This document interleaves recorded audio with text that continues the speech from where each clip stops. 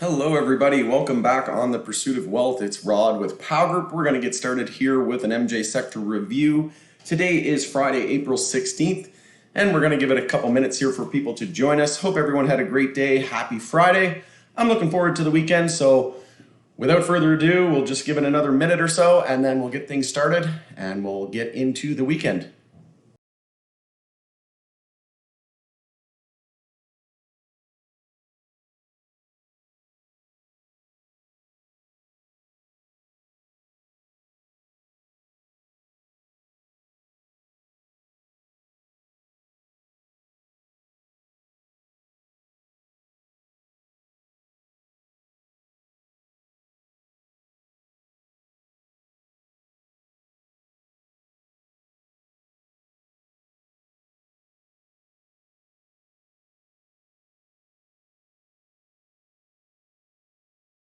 All right, I see we have some people joining us, so welcome everybody. We're going to get started with an MJ sector review. Today is April 16th, and it's Friday. Happy Friday. Just give it another minute or so for people to join us, and we'll get started.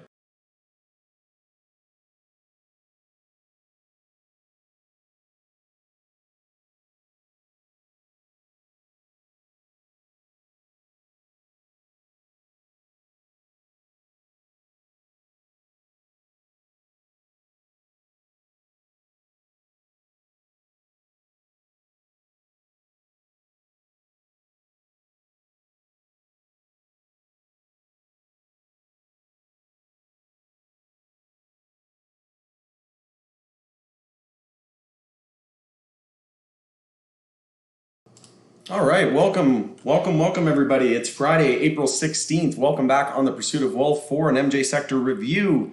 And in today's video, we're going to be discussing, as the topic of the day, Tilray postponing the shareholder vote on the Aphria merger. This is going to be now delayed 2 weeks later, and it's going to be held on April 30th. And some speculation about whether or not Tilray still wants to do the deal after seeing the atrocious Aphria earnings that just came out. Let me know in the comments below if you still think that the deal is going to go through. I think it's going to go through. Let me know in the chat what you think, but I'm 99% sure it's going to go through, just like the Cannabis and Hexo merger, which is coming up on May 13th.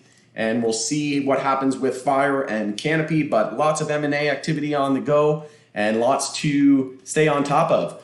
So moving on, Auxly receives approval to begin trading on the Toronto Stock Exchange, set for 4/20. What an appropriate date to begin trading. So let me know if you have any position in Auxly, but should be a potential run up into that listing. So what we tend to see is we run up into it and then sell the news, just like when Canopy uplisted to the major exchange in the US. Similar thing happened. So moving on, MJ banking bill expected to get a House floor vote next week. Sponsor's office says, and found another article interesting here, Biden's already on board with federal MJ legalization, even if he doesn't use that word, Booker says. And this is Cory Booker, who is a senator, and saying that Joe Biden is already, says that President Joe Biden is already where he needs to be to get a bill to end federal MJ prohibition enacted into law, even if he personally opposes legalization.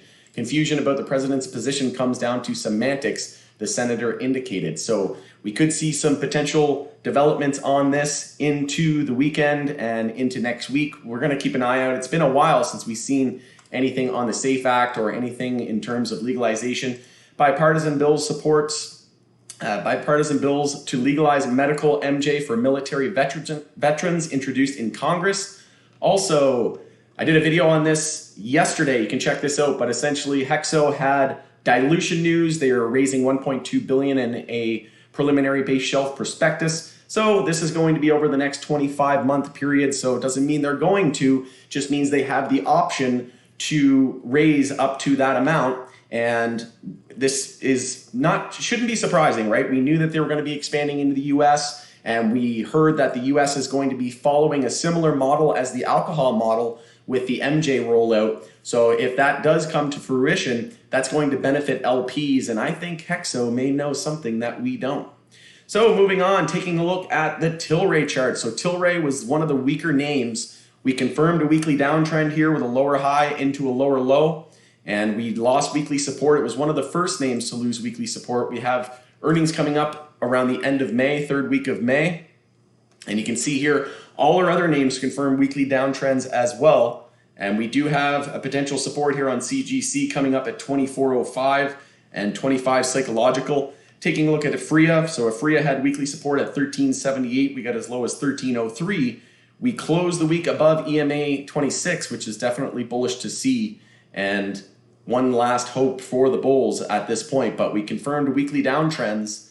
And most names, Hexo lost its weekly support today and overnight last night. So we had support at 558. We hit a low of 526 in the after hours. Last night we hit 480 and I added to my position today, but holding up relatively well. And if we take a look at Cannabis, Cannabis was in a potential weekly downtrend as well, but we haven't seen much follow through. So not going to consider this a complete write-off just yet. Not completely game over for the bulls. We didn't really see much follow through on Cannabis and Hexo, so they're definitely standing out as one of the stronger names in the lead bulls. SNDL also saw a bear break without much follow through, a little bit of increasing sell volume, but hasn't hit the 20 period moving average. VFF weekly downtrend, so pretty much the same across the board. Aurora weekly downtrend already had its EMA 12 and 26 bear cross. And a lot of other names, all our major names, Aphria, CGC, Hexo, have yet to see those weekly EMA bear crosses. And if that were to occur, and you got to keep in mind too, I just did a broader market video, check that out for an overview on SPY, but we've been gone 15 days in a row now without significant consolidation on SPY. So what's going to happen when the MJ sector, if it remains weak, what's going to happen when the S&P 500 sees any significant daily consolidation? We are not set up and well in MJ, and that's why I'm hedging with SPXS. The reason why I'm choosing SPXS is because it's a 3x inverse leverage. Basically, if SPY goes down 1%, you make 3%, but if SPY goes up 1%, you lose 3%. So the reason why I'm choosing that one as my horse is because it's subject to MJ is subject to that market weakness and that fear and that spike in fear. If the S&P 500 drops 1% or 2%, then that's going to negatively impact the MJ sector and each individual names. Again, if we have the Safe Banking Act, that could cause a catalyst for the whole sector to rally. Or if we have individual news for individual stocks and tickers, that could obviously make one stock rally. But we're going to be watching these headwinds and whether or not SPY sees any significant consolidation next week, but we are not set up well at all. Tilray closing below the 10-week moving average. The MACD and stochastic are extremely bearish, and I just want to highlight something. I remember doing videos and doing live streams. I'd have 30, 40, 50 people on, and it was, Tilray and Aphria, how amazing they are, right? And nobody wanted, when I was doing videos back here when Tilray was at $4, and I said, now's the time to buy Canadian MJ, right? Nobody wanted to buy it back then. Not even forget buying it. Nobody even wanted to talk about it. And then once we got up here, that's all the talk of the town, right? Nobody wanted to talk about anything else other than Tilray and Aphria. And now it's like a ghost town after I warned that we could see a 50, 20, 30, 40, 50% pullback. And here we are down 75% from the recent high just a couple months ago. So it's no wonder it's like a ghost town around here, because I bet you people are just pulling the ostrich game and putting their head in the sand, which isn't a bad game, right? You don't want to sell the bottom, but maybe we need to start shifting our psychology of our buying and our entries. Again, this isn't financial advice. This is for entertainment purposes only, but I've been loving these dips, and let me know if you've been buying on these weekly supports and near these weekly supports. I mean, now's the time where we want to start being interested in MJ. Now's not the time to be burying your head in the sand. If you're all out of money and if you're fully invested, then maybe you can, learn a thing or two on patience or something like that for next time. We've all been there. I've done it, but one thing we want to keep in mind for next time is, what did we learn, right? And a great virtue of this would be patience, and patience is a virtue. And we need to see that, things just don't go up forever. It's not how the world works. And we knew to be looking out for a significant pullback, but I don't think anybody really anticipated a 75% pullback. But I don't think anybody expected over 1,000% move, right? We saw a 10x on Tilray in just a couple months, so it shouldn't come as a surprise. if you look where we were just a few months ago, we were down at $4. We're still at $17. Like that's still really, really, really good. And we lost EMA 26 there, but most names holding their EMA 26. So again, not completely game over. If we take a look at the weekly moving averages, again, we are losing the 100 weekly moving average that was sitting there at $17.99. So we closed below it at $17.20. We have the 50 weekly moving average down at $11.83, which is quite a ways away. But let's take a look at the daily moving averages. So we found resistance here at the 100-day moving average, and we're pulling back once again. And maybe we need to go down and test the 200-day moving average. I know a lot of people don't want to hear that, but the reality is if SPY sees any significant weakness, that could be in the cards for sure, right? We could be heading down to the $13 and $12 area on Tilray. Because it's the end of the week, let's just bring up Aphria as well. So Aphria closed underneath the 10-week moving average. The stochastic and MACD are trending lower in a hurry, extremely bearish. On the weekly moving averages, we're holding up a lot better. We haven't even came down to test any of these yet, and we had a bull cross of the 50, the 100, and the 200 weekly moving average. On the daily time frame, you consider that that would be a golden cross. So in Power Group, we call that a platinum cross. Just joking. But super bullish, right? Long-term weekly moving averages crossing the short-term, crossing through the long-term, and taking a look at the daily moving averages on Aphria.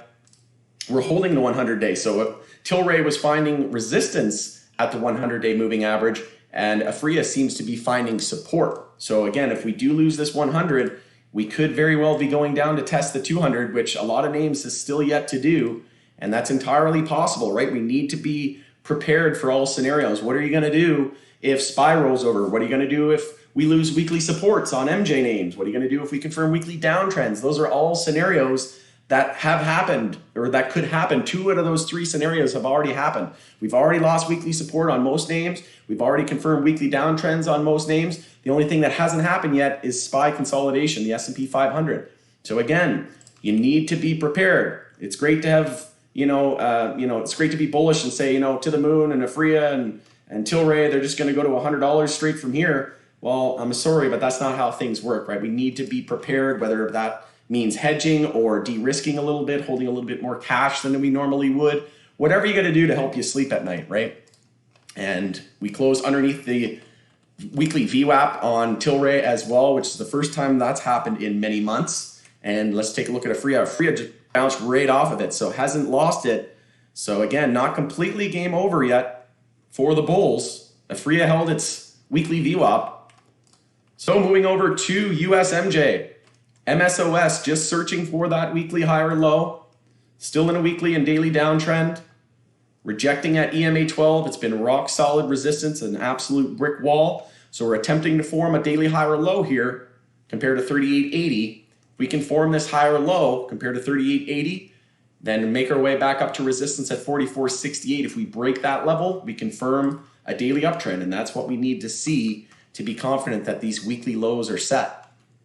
And again, we'll keep an eye out for any potential developments in the legalization aspect. So on the bull and bear list, we had NSP, ZENA, and Love. On the bull list, we had CanTrust, Oxley, and High Tide. Not surprising to see Oxley up there with the listing begin trading on the TSX on April 20th.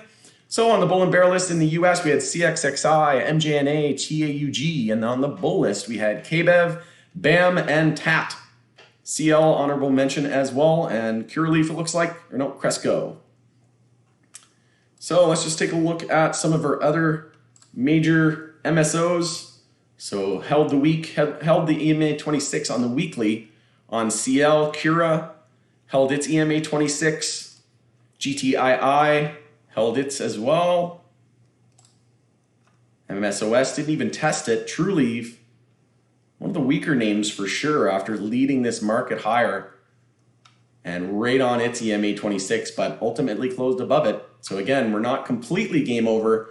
And I think the reason why we're not seeing one of our members in our group said, why haven't we been seeing any narrative around the legalization? Like, why did everything just dry up all of a sudden? And I think it's because a lot of the same traders trade, and these money managers are smart, right? These market makers are smart. They know that the majority of retail that trades MJ also trades crypto. So we had the Coinbase IPO, we had crypto at all-time highs and alt season breaking out. So I think they're going to wait for that euphoria and hype to cool down before they run MJ, and we could see some rotation and profit taking from crypto, and then those traders and investors may move that into the beaten up MJ sector, similar to what I said in the summertime. But again, no one has a crystal ball, so we don't know for sure. We can speculate, and we can, keep an eye out in the back of our head and remind ourselves to keep looking for clues that can help us determine that later on. But the more time goes on, the more data that we collect, the more we're able to,